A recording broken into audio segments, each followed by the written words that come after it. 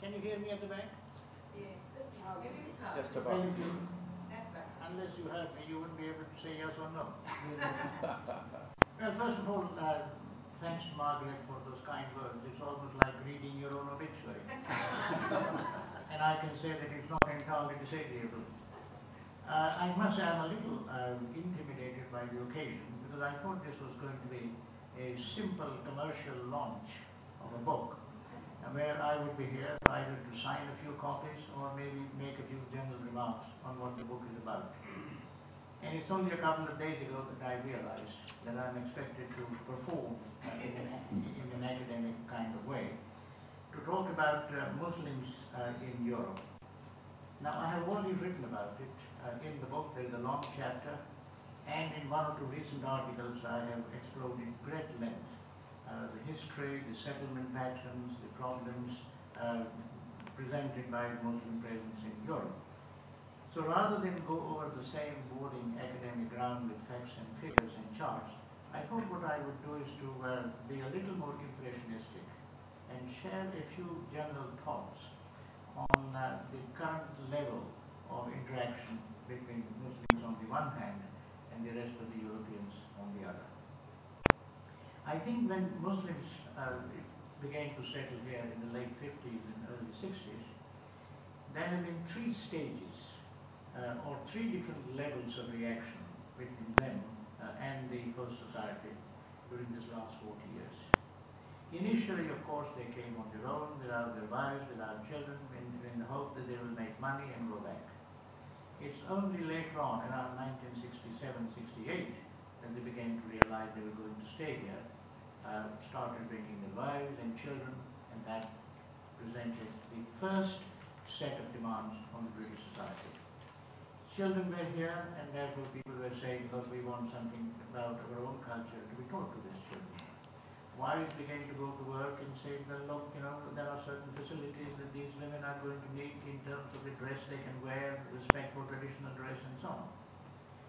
And you couldn't really expect your wives and children to observe the customs of your own society unless you are prepared to do so as well. So men themselves began to ask for time off for prayer, Friday prayer in particular. So a set of cultural demands came to be made with a view to better integration into British society. And that happens in the late 60s, early 70s. And the whole period from 1968-69 to 1985 is a period of set of cultural demands arising out of Muslim desire to preserve their way of life within certain limits. Around 1985-86 and certainly 1989, we enter a second phase with the Rushdie affair, where Muslim presence was no longer in terms of cultural demands, in terms of questioning of certain liberal values, not value of free speech because they have no objection to free speech, but the question is what kind of trade-off do you have between free speech on the one hand and freedom of religion on the other. So that was the second stage when British society and European society in general began to feel. In the first phase, they felt that the Muslim presence was beginning to challenge our norms, and a certain kind of anxiety was expressed. In the second phase, the anxiety related to the kind of political structure that we had created, political traditions, in terms of liberal values relating to free speech, in terms of the supremacy of democratic institutions, and the way in which taking law in their own hands seemed to threaten or undermine the democratic institutions.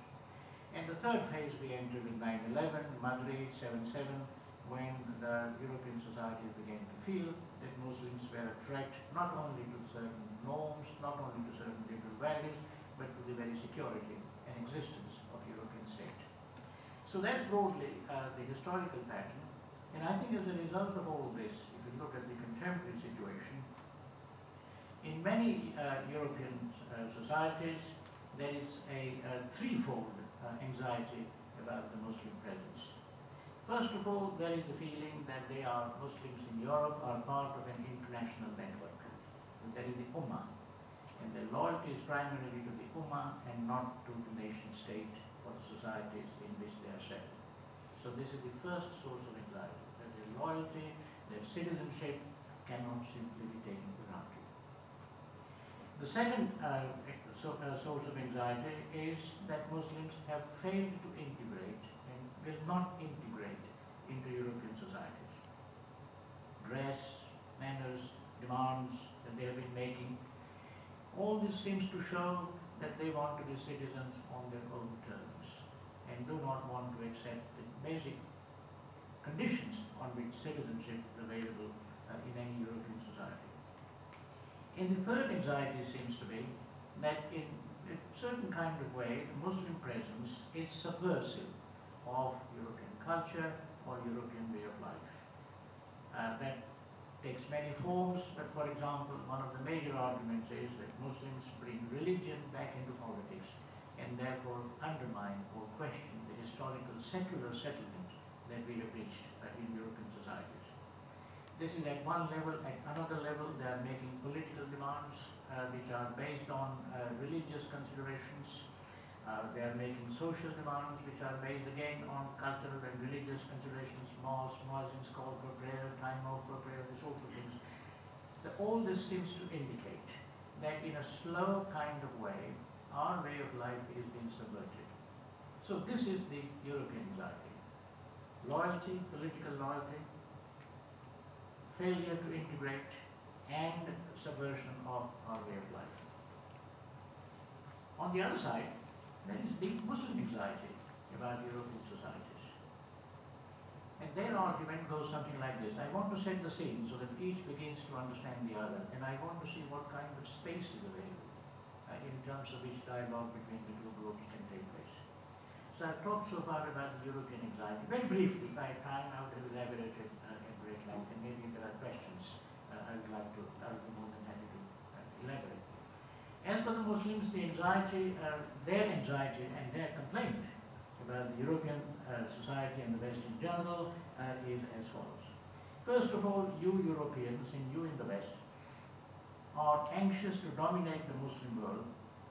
Wherever we go, it's you who are trying to play off one Muslim country against another, and you want to use Muslim countries, Muslim resources for your own purposes. In other words, the West has hegemonic ambitions, and these hegemonic ambitions are particularly directed against the Muslims because they sit on resources, large population, and so on. Secondly, the West record, so far as Muslim societies is concerned, is pathetic. And that is the second argument. That Western societies, whenever they have had the opportunity, have suppressed progressive and democratic forces in every Muslim country where they appear, starting from Iran, Iraq, Egypt, anywhere that you can care to think of. And therefore the West, or certainly Europe's record in Muslim countries has always been one of standing behind forces of feudal, despotic structures and in the way of democratic modernization. The third Muslim complaint is that the West in particular, certainly Europe too, is interested in imposing or infiltrating Muslim societies with a secular civilization, and in the process it is likely to undermine or subvert the Islamic civilization or the Islamic way of life. And this is seen as an attempt to carry on the old crusades all over again. So the third anxiety, or third criticism is that the Western, directly or indirectly, the West is concerned to secularize Muslim societies and in the process undermining the traditional Muslim way of life. And so far as the fourth anxiety, so far as those who are settled in Europe is concerned, the argument is that the European societies are anxious to assimilate Muslims in one form or another, in one name or another, and to deny them the opportunity to be themselves and to maintain their way of life within certain limits. Muslims are subjected to discrimination of all kinds. They are feared, they are demonized, they are marginalized. In some countries, you don't even get the planning permission to build a mosque. I mean, Italy was one of them, Venice was another, Austria, there were cases where you were not even allowed to build mosques. Germany became called celebrate. And the argument is that in Britain, of course, has been progressive in some respects, but by and large, the argument is in many European countries, and we are talking about Europe in general, not just Britain, the argument is that there has been so much resentment of Muslims, their dress, their religious practices,